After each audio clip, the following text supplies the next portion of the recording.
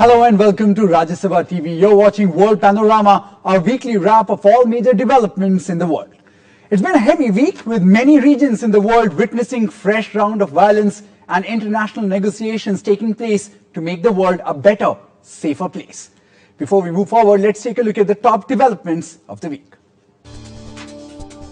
Ceasefire between Israel and Hamas after 8 days of violence leaves over 160 dead, including many civilians and children. Protests return in Egypt against President Morsi's decision to sidestep the courts. Rift between supporters of Muslim Brotherhood and secularists out in the open. World leaders meet at ASEAN summit. India's Prime Minister Manmohan Singh says best is yet to come. And week-long violence in Pakistan targeting Shia minority leaves over 37 dead. Pakistan Taliban takes responsibility for bomb blasts.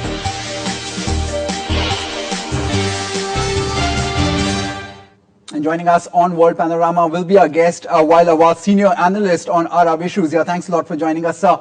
Our top focus, of course, this week is on Gaza, where escalated violence between the Israeli security forces and Hamas witnessed over 160 casualties, including a very high number of civilians in Gaza. So even though a ceasefire between Israel and Gaza's Hamas rulers took hold near the weekend, after 8 days of conflict, deep mistrust on both sides cast out on how long the Egyptian-sponsored deal can last.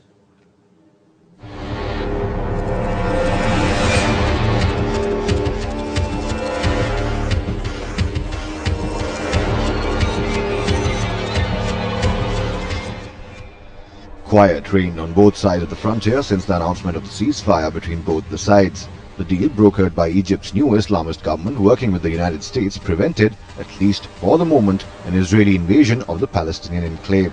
Gaza medical officials said 162 Palestinians, more than half of them civilians, including 37 children and 11 women, were killed.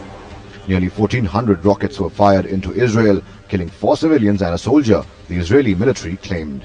Israel's defense minister said Israel dropped 1,000 times as much explosive on the Gaza Strip as had landed in Israel. Municipal workers in Gaza began cleaning streets and removing the rubble of buildings bombed in Israel's airstrikes. Stores opened and people flocked to the markets to buy food. Any attack on Gaza in any area, they should respond forcefully, even more forcefully than this. Israel needs to respect itself. It's over. No more joking from now. We lost our land and we want it back. We elected Hamas and resistance of Israel in order to bring back our rights. Trust was in short supply. The exiled leader of Hamas, Khalid Mishal, said his Islamist movement would respect the truce if Israel did, but would respond to any violations. This was not a war between two sides in the traditional sense or a battle between two sides. They were forced to succumb to the conditions and the demands of the resistance. Israeli Prime Minister Benjamin Netanyahu said he had agreed to exhaust this opportunity for an extended truce, but told his people a tougher approach might be required in the future. דברים שנבנו במשך שנים רבות הושמדו. אנחנו ערוכים לפעול במקרה שהשקט יופר. I know there are citizens expecting a more severe military action, and perhaps we shall need to do so. But at this time, the right thing for the state of Israel is to use this opportunity to achieve a long-lasting ceasefire. אנחנו בוחרים, כפי שעשינו במבצע הזה, תמיד, מתי לפעול, נגד מי לפעול, כיצד לפעול. עכשיו אנחנו נותנים הזדמנות להפסקת האש. Facing a national election in 2 months, he swiftly came under fire from opposition politicians who rallied to his side during the fighting, but now contend he emerged from the conflict with no real gains for Israel. If the truce holds, it will give the 1.7 million Gazans respite from days of airstrikes and halt rocket salvos for militants that have unnerved southern Israel and reached Tel Aviv and Jerusalem for the first time. Both sides quickly began offering differing interpretation of the ceasefire, which highlighted the many actual or potential areas of discord.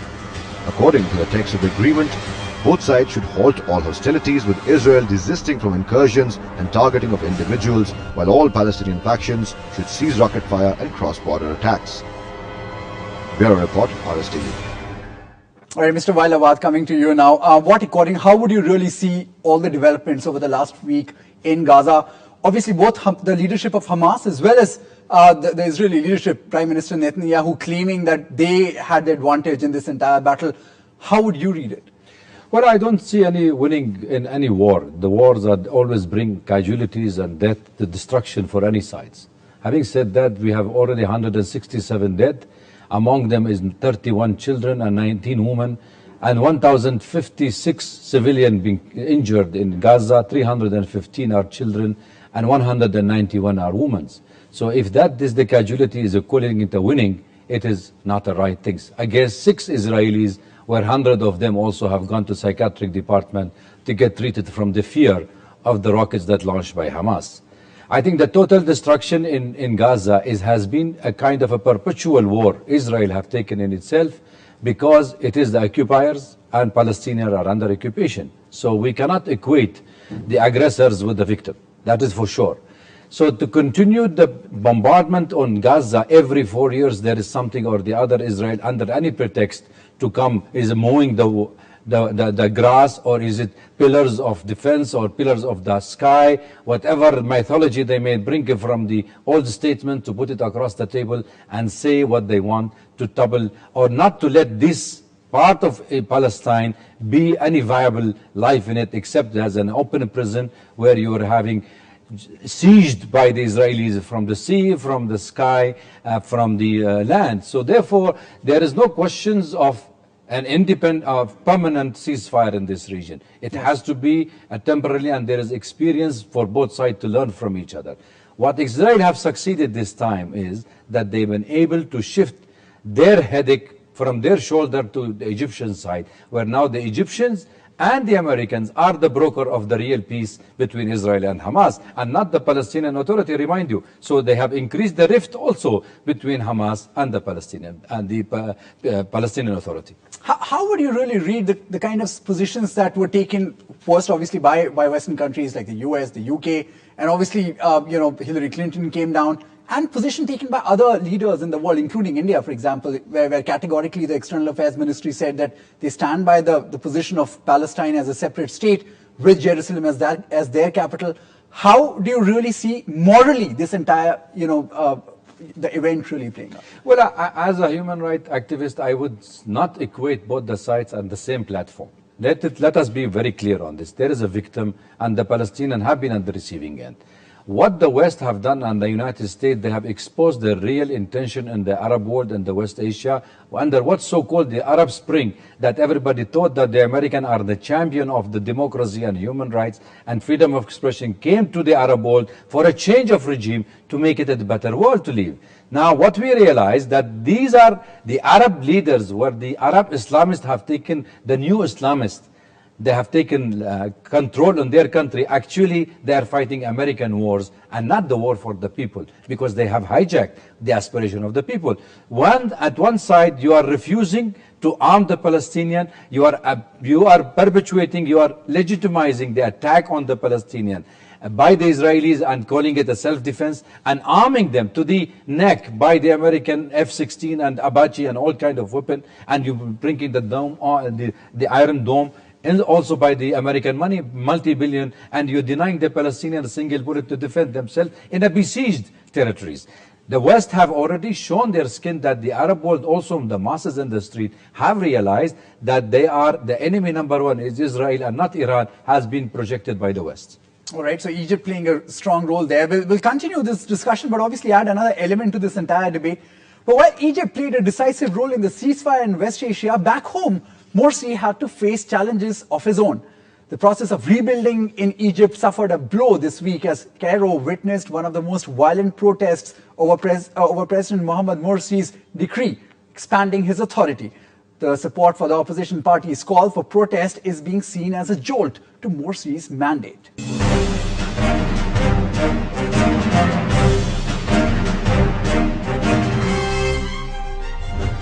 Clashes erupted across Egypt over President Morsi's decision to issue a decree stating that all decisions he has made since taking office are not subject to review or appeal. A move that sharpened lines between Islamists and those who fear the president is stealing power in order to edge the country closer to Islamic law. Officers of the Muslim Brotherhood's Freedom and Justice Party, which Morsi headed before he became president, were set ablaze on Friday in Alexandria and reportedly in Suez and Port Said. Pro- and anti-Morsi demonstrators battled in Cairo and towns in the south. The unrest highlighted the anger arising from Morsi's decision to sidestep the courts and free his office of judicial oversight. With no constitution or parliament, the president holds wide executive and legislative authority that has led his detractors to call him a pharaoh. Morsi's decree troubled Western capitals, including Washington, which praised him this week for Egypt's pivotal role in negotiating a ceasefire between Hamas and Israel in the Gaza Strip. A State Department spokeswoman said Morsi's recent move raises concerns for many Egyptians and the international community. The Egyptian state news agency reported that at least 140 people were injured in the melees. As night fell, plumes of smoke and streaks of tear gas drifted over several cities as protesters hunkered and new banners were unfurled in what suggested the stirrings of a new revolt. 26 political movements called for a week-long sit-in in Cairo's Tahrir Square. Bureau Report, Rajya Sabha TV. All right, Mr. Awad, how do you see what's really happening in Egypt now? We've seen a big role playing on the ceasefire with Israel and Palestine. But what happens internally is also a big question now. I think it's a stage-managed kind of scenario they have created, where they had, at one hand, they made Egypt president as the hero of peace broker between Israel and the Palestinian, and the Muslim Brotherhood, who have already for years been accusing the other regimes that you are against the liberation of Palestine and liberation of Jerusalem because they were puppet regime, as they call them. But now here you have a Muslim Brotherhood who have made broking the peace between the two. Realpolitik, some would say. Yeah, this is what they call the pragmatic of what is the actual face of the Arab Spring. The second part is he did not wait till he enjoyed this kind of threshold of exacting. He got ecstasy from Gaza, and then he go for a constitution coup inside Egypt, where there is a constitutional crisis now. And now he's becoming, as Muhammad al-Baradei called him, the new pharaoh of Egypt. That means you are trying to be more dictator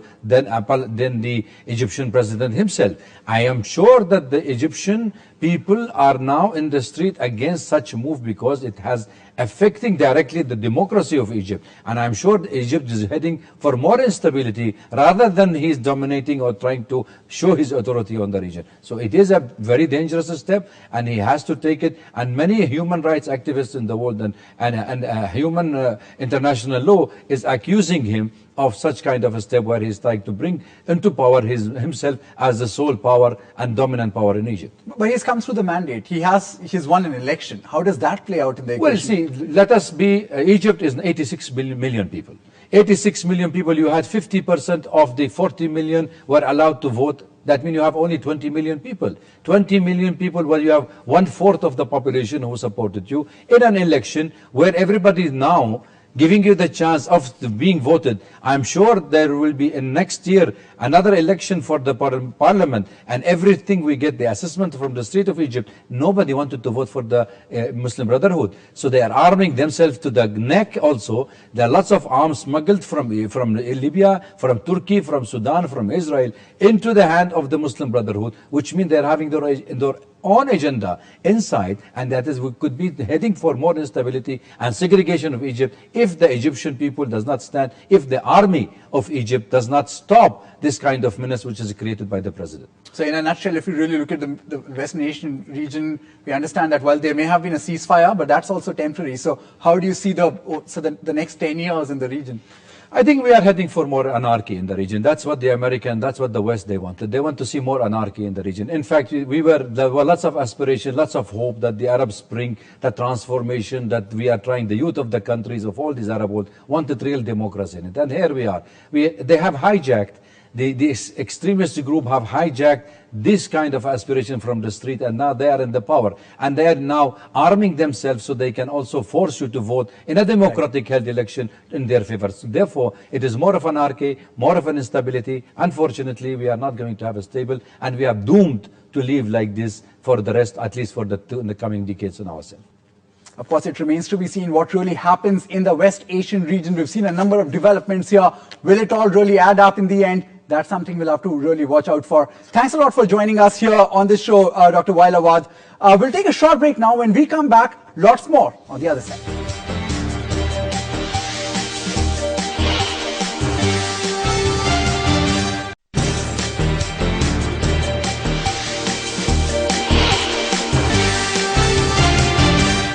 Welcome back. You're watching World Panorama. Moving ahead now, led by the US President Barack Obama, Chinese Premier Wen Jiabao and Prime Minister Manmohan Singh, world leaders attended the 7th East Asian Summit in Phnom Penh this week. During the meeting, India welcomed the regional comprehensive economic partnership negotiations and stressed on the need for increased cooperation between the countries of the bloc. During a significant visit to the ASEAN Summit this week, Prime Minister Manmohan Singh said that the best is yet to come in India's relations with the 10-member ASEAN. In his talks with Sultan Hassan Al Bolkiah of Brunei, which is to take over as chair of the ASEAN for 2013, Manmohan Singh said that India is keen to further its relations with the ASEAN, and in this context, there was a discussion on the India-ASEAN Free Trade Agreement. India and the ASEAN are in the final stages of concluding an FTA on services and investments. The two sides, which have around $80 billion bilateral trade, have an FTA on goods in place. Meanwhile, at the East Asia Summit, tensions also loomed over sovereignty disputes. Regional security was also high on the agenda. China's assertion of sovereignty over the stretch of water off its south coast and to the east of mainland Southeast Asia has set it directly against US allies, Vietnam and the Philippines. Brunei, Taiwan and Malaysia also lay claim to parts, making it Asia's biggest potential military trouble spot, and a consensus looks far. Consensus means everybody, okay? I was there, the president was there, we're saying we're not with it because there was no consensus, okay? How can they say there's consensus when we're saying there's no consensus? What's the bottom line? The bottom line is they can talk all they want, but if we said we're not with it, there's no consensus. Finished, right? Talks over the thorny issue had broken down at the Asian Regional Forum in July as well.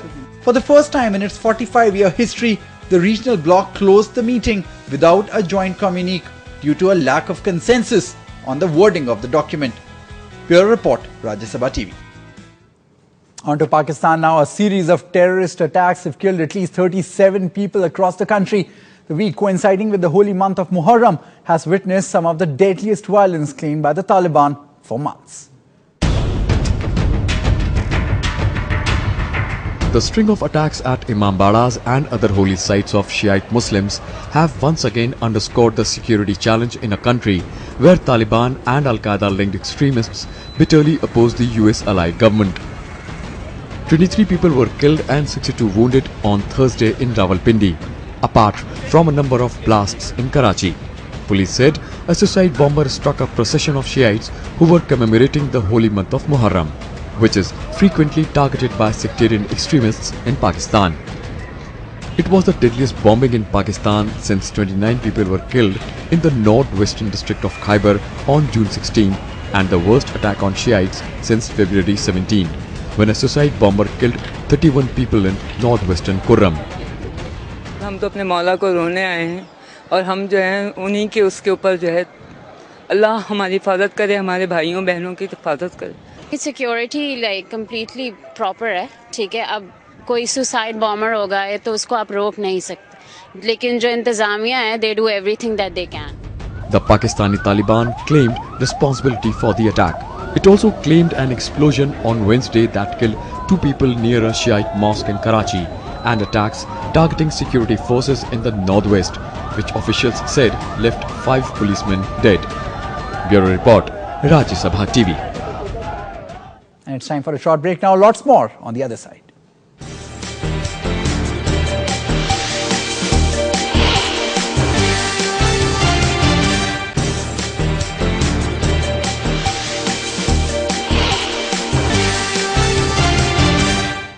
Let's now take a look at some other stories from around the world in Globe Watch.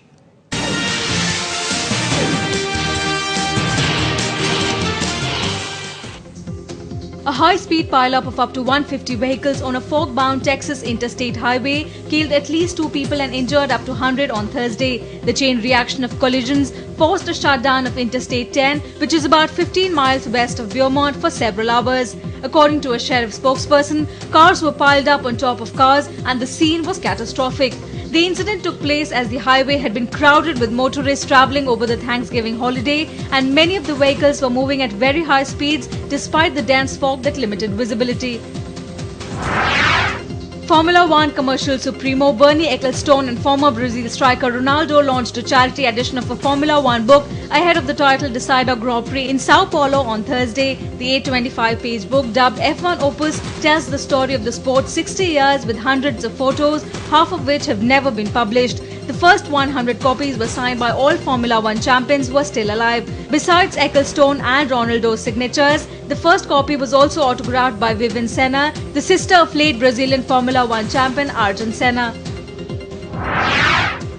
Dutch Crown Prince Willem-Alexander and his wife Princess Maxima visited Brazil this week with an aim to boost trade ties between the two countries. They were joined by some 175 representatives of Dutch companies seeking to boost trade with Latin America's largest economy. The royals had lunch with Rio de Janeiro's governor Sergio Cabral and the city's mayor Eduardo Paes and presented Rio with a Dutch-designed set of chairs as a demonstration of support for the city's efforts to host the 2014 World Cup and the Olympic Games in 2016. Later, the Dutch delegation met Brazilian officials and businessmen to share knowledge and experience on hosting sporting events and to share their expertise on public security and transportation. Dutch footballer Clarence Seedorf was also part of the Dutch delegation to launch the Panna Knockout project targeted at some 150 school children in Rio.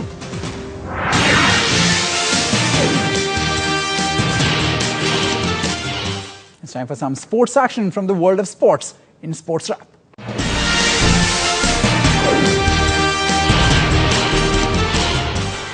The British government urged UEFA to take tough sanctions against Serbia and not just fine them over what appeared to be racist behaviour of their fans during an under-21 international against England. England defender Danny Rose said he was racially abused and pelted with stones in the southern city of Kruševac before, during and after the match, which England won 1-0 to qualify for next year's European Under-21 Championships in Israel. Rose has called for Serbia to be banned from international football. Former England captain David Beckham announced that the Major League Soccer Cup final on December 1st will be his final game for Los Angeles Galaxy. He said that it is not the end of a relationship with the league, as his ambition is to be part of the ownership structure in the future. Beckham has spent 6 seasons with Galaxy and he signed a new 2-year contract in January after winning the MLS title with the club. Preparations are in full swing in Rio de Janeiro ahead of the 2014 Olympic Games. Efforts are also being made to ease traffic problems. Renovation work started in Rio's legendary Maracana Stadium, which will also host matches for the 2014 FIFA World Cup. Local authorities in Rio de Janeiro took members of press on a day-long tour of the different Olympic sites across the city on Monday. Journalists will be allowed to visit the Olympic Village site in Rio's west side in an Olympic tour planned by the authorities.